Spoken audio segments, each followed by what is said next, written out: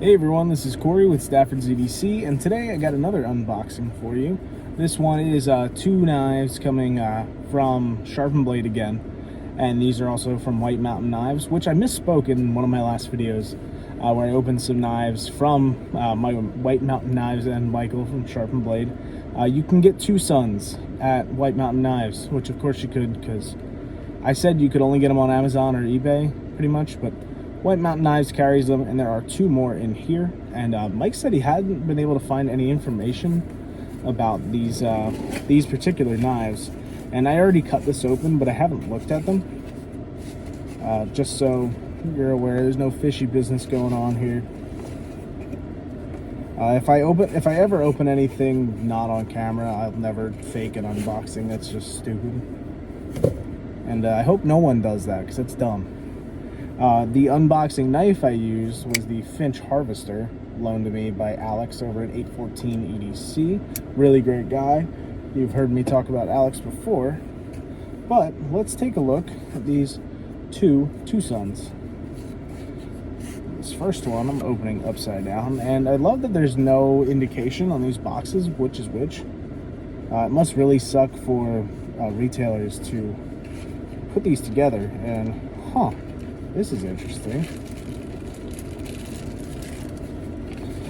This is going to be a pain with all the packaging. Thankfully, I have the rest of the car next to me to put it down. But let's take a look at this guy. This looks like a combination between a Jason Guthrie Scout, a Hinderer with this pivot, and like a Cody Utzler, like Duckling, or wow, that's interesting. It's a TS-144 in D2. Wow, that's wet. You see that big old drop of fucking oil in there? Sorry, excuse my language. You see that? It's like soaked. I don't know if you can tell how much oil was on this. I mean, it's D2, so I guess the props to them for that. This lockup? Yeah, it's locked up. Just really early lockup, which I don't know if you can tell. The ergos are solid. These feels really nice in hand, and it's got a little forward area up there. But I lock right into this thing and choke it up. It's okay. It's not great. You have a compound grind. It is a hollow grind and then a flat grind up here. God, it's oily. Let's see what the action's like. Okay, that's really smooth. All right. What's interesting is the stop pin isn't screwed in. It's just a pin that goes through both scales. So that's interesting to see. This milling's kind of nice. I'm a fan. They carry it across the pocket clip as well, so that's kind of cool. Really, really interesting blade shape with this like Persian compound grind Tanto thing. It's definitely like upswept. You can see it curves back. It's Tanto for sure. You got the compound grind on it. It's just weird. Just really interesting. But the action's pretty good. I'd be willing to bet that this is probably a little tight. I'll check it for blade play here. There's no play at all. I bet you this is a little tight, and they probably don't have any oil on the bearings. So I bet this would be even nicer in terms of action with a little bit of a tune-up. And I'm getting a call, so I will be right. And we're back. Sorry for the interruption there. Just had to take a quick call.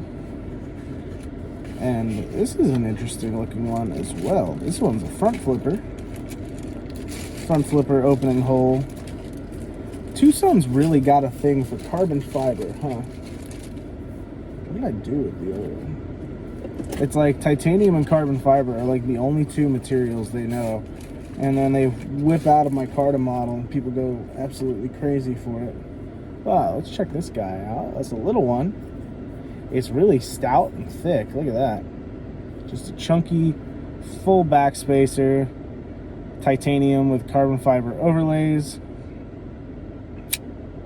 Pretty stiff detent. A lot of oil coming out of the blade.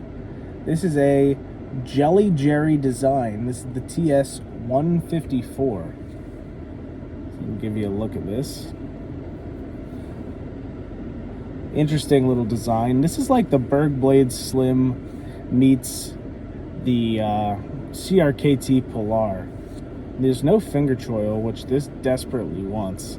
You can kind of choke up to right here, but it's a tiny knife. I mean, that's 3 fingers from my hand, 4 if I really choke up, and it's still kind of like half a pinky. Not super comfortable in hand, that's for sure.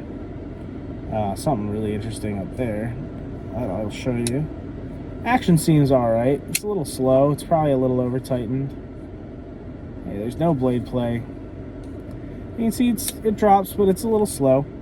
You can also see there's that like square opening above the front flipper there, and that is where the stop pins are riding. I don't know if you're going to be able to see the pin in there, but like right underneath my finger, you can see the stop pin rises up above the, just peeking over the top right there, rises up above the top of the frame.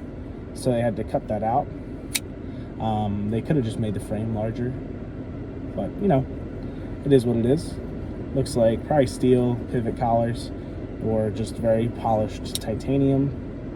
Centering's good, which I didn't check on the other one, but I assume the centering is fine. If I grab the other one, yeah, centering's maybe slightly off on the other one. Yeah, just slightly. We're ever so slightly favoring the show side, but nothing that would ever cause concern. This one is pretty much dead on, maybe just a hair to the show side as well, but essentially dead on. I'd be really picky if I said that was off center. Yeah, it's also like the Kaiser October. It's kind of what this is like, but I don't know. I've never handled an October, but I bet it's nicer than this. This just feels really chunky. You get a really stout titanium clip here, and really short stout titanium clip. The flick works well. You know, the reverse flick, the front flip, and the thumb flip, they all work. They all work nice, but it's just tiny, really tiny in my hand. So you can see the way that fits. So definitely on the small side. Flat grind, yeah, flat grind. Comes to a pretty thin edge. It probably cuts well. If you have smaller hands, this is probably a great knife. And regardless, I'm still going to put a little bit of use on it, and I will let you know my thoughts on it. But that is going to be it for this little unboxing. So to recap, the one we just went over was the TS-154, a Jelly Jerry design. This small little Warncliffe front flipper thumb hole guy. And then we have this Utzler Hinderer Jason Guthrie compound grind, you name it, weird looking thing.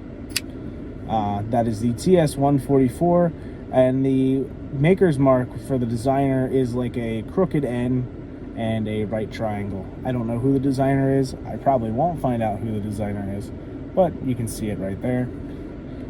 And yeah, that's going to be it today. So thank you guys so much for watching. If you haven't already, hit the like button, subscribe. I don't like saying that at the end of these videos, but I think I mentioned this in another video. Like 80%, almost 90% of all viewers of this channel are not subscribed. And I know my content's not super regular, and I'm not on like an upload schedule or anything, but I promise there is always content in the works. I'm upcoming on a lot of pass arounds, so you will be seeing fresh content nevertheless. So with that being said, thank you guys so much for watching, and have a great rest of your day. Take care.